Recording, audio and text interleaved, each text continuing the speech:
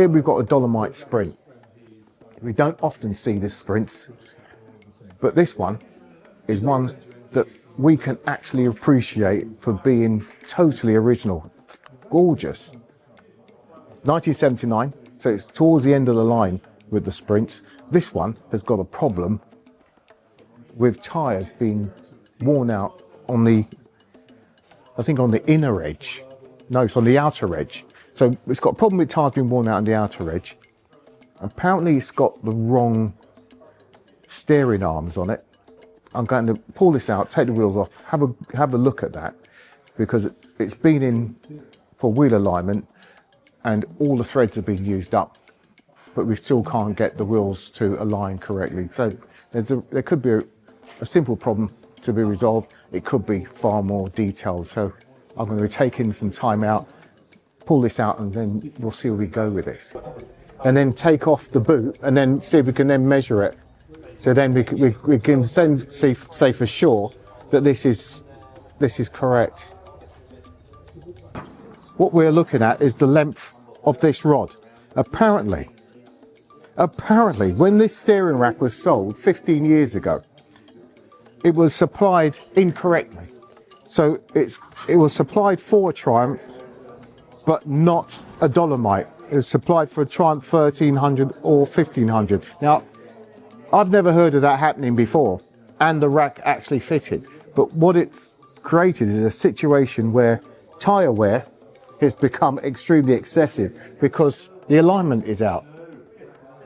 This rod is, I've been assured, fits this rack, and it is for a Dolomite. It will give us more threads here at this end, so we have more movement to adjust the track rod end and thereby adjust the wheel alignment. So depending on where this track rod end fits along this rod, and it's on a screw so it winds in and out, you can have the wheels adjusted from parallel to toe out to toe in. So what we need to do on this is to check the length of this rod against the rod on there to make sure that it is shorter than that one on there. Let's get tinkering.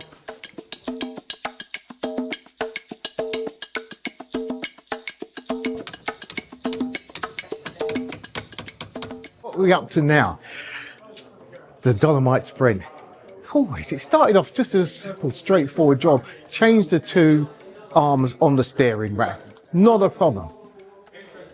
It is a problem when you can't get the arms off, because you can't get enough leverage to undo the arm off the rack. Anyway, decision made. Let's take the rack off. The only problem is to get that rack out, you've got to take the column off to get the steering arm off of it. So once all that was done, as you can see here, and as you can see here, and as you can see in there, because there's no dash in there, you're able then to take the steering rack off, and we're able then to undo the two steering arms and finally remove them from the main part of the rack. But it's not over yet, because we've got to put the new ones on. So we're going to put the new ones on, we've got to adjust them so they're adjusted correctly, so the steering arm has got the right amount of movement on it. Then once we've done that, we can then bolt the rack back in. Remembering the engine has had to be undone from the engine mounting to lift it up for us to get enough clearance to get the rack out. This job shouldn't have taken more than a couple of hours. But we didn't say which couple of hours in which hour of which year. But this is Tinker Day, and everyone does whatever they have to do with a massive smile on their face.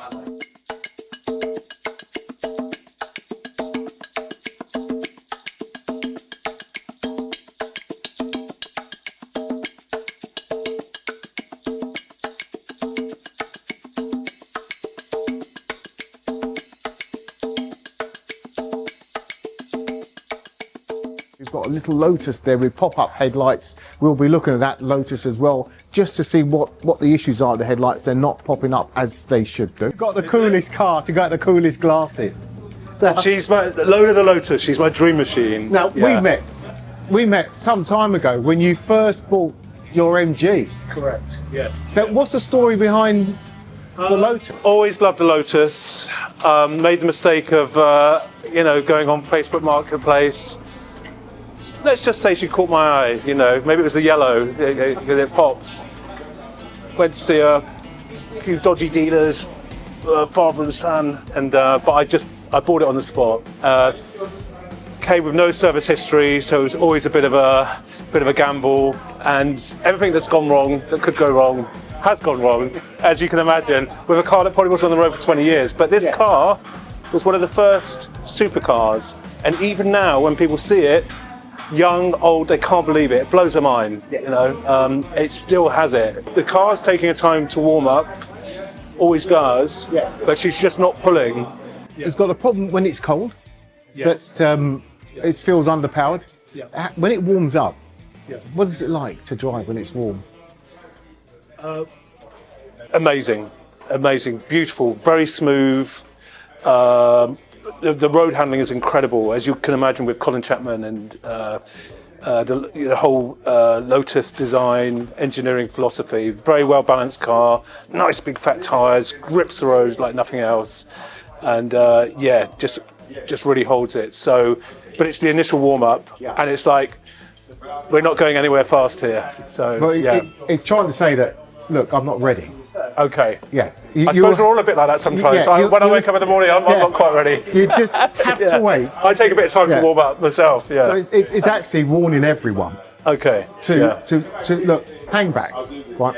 I'll go in my own time, and when I'm ready, I'll let you know.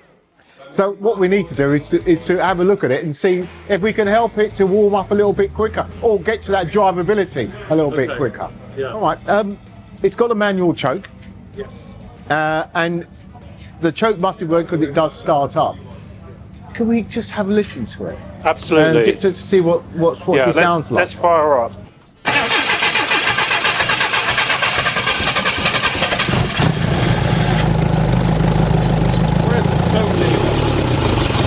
It's packing with the choke here, isn't it? The Lotus always make that funny noise when you go tilt. Yeah. Can we push the choke in slightly? That's better. Now, it runs better without getting the choke off. It does.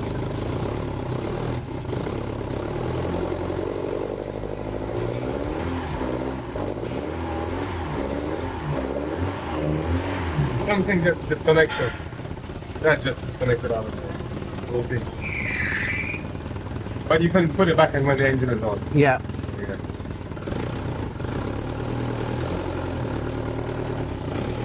It is so flat.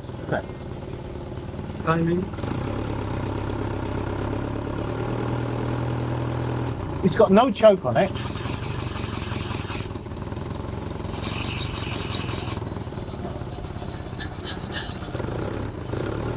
A little bit timing.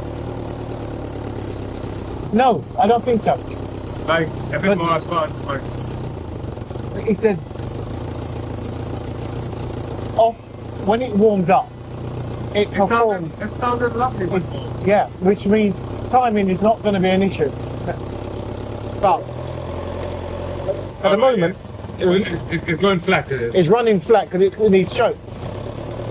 It actually should be on choke now. Running fine. Nice.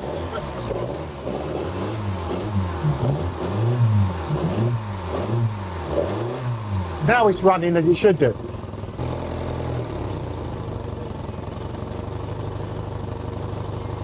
See, that is now righted itself. Yeah.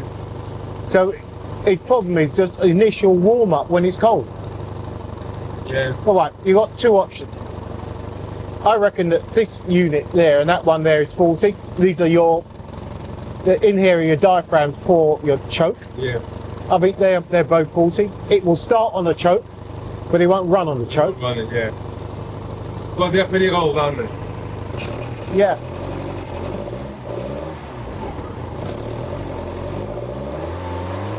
So within 5 minutes, within 5 minutes it warms up. Yeah. Is it dropping in? No. Oh. Oh, that cup's gone round Go that around way. again. Use the screwdriver if you need to. Yeah. Yeah, just straight start.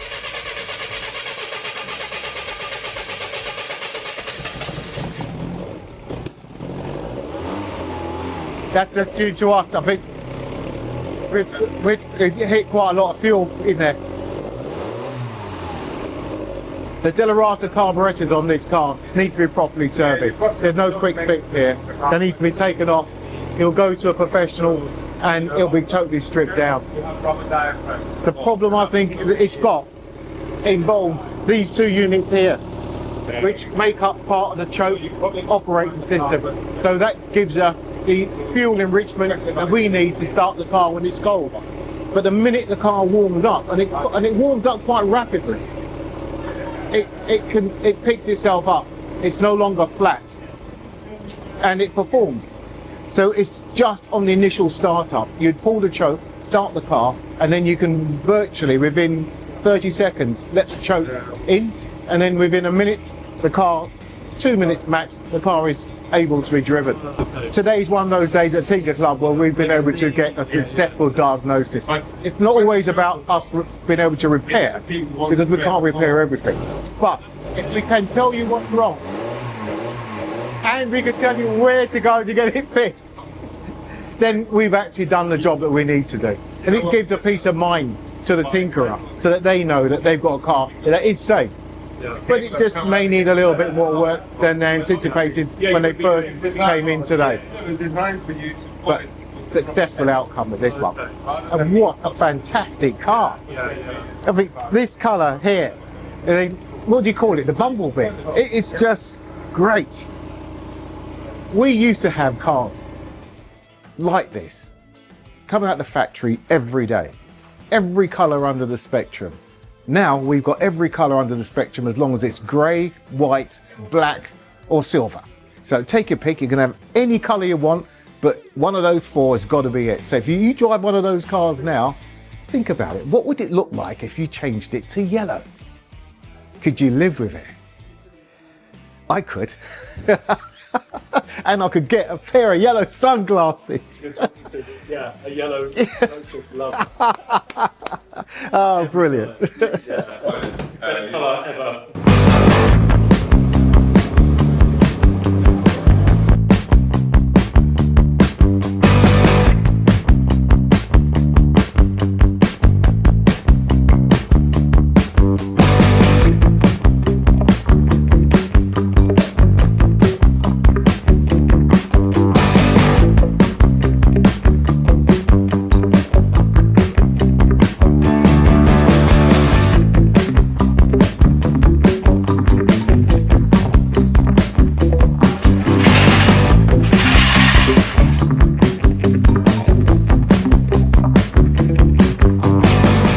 Working on the Morris 1000 and my task today, the plan for today, is to replace the wheel cylinders and some of the piping on the front of the vehicle.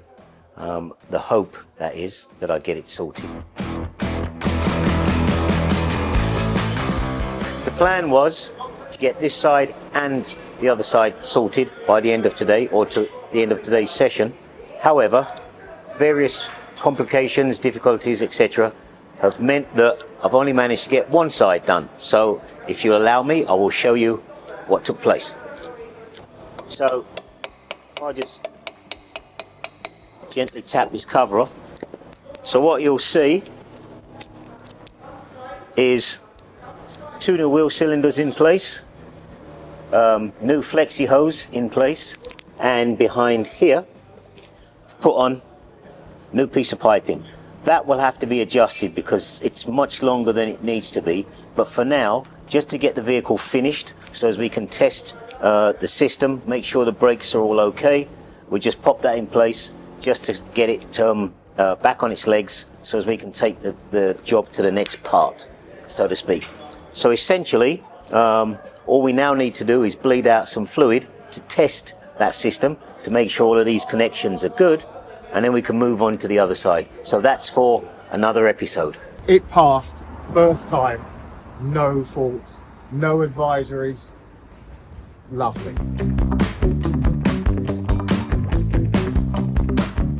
Another successful end to a Tinker Day at this secret location in London. A massive thanks to Darren and all the crew at Waterloo Classics who came down today, bought their cars and totally got involved with all aspects of repair. I'm hoping that they will go away with a little bit more experience, a little bit more knowledge than they did when they came in this morning. Well, we're done. They're just finishing off behind us. And I'll be making my way back home, but we'll be seeing you soon for the next Tinker Day. If you'd like to contact us, our details are in the description below. Please let us know where you'd like us to come to for your Tinker session.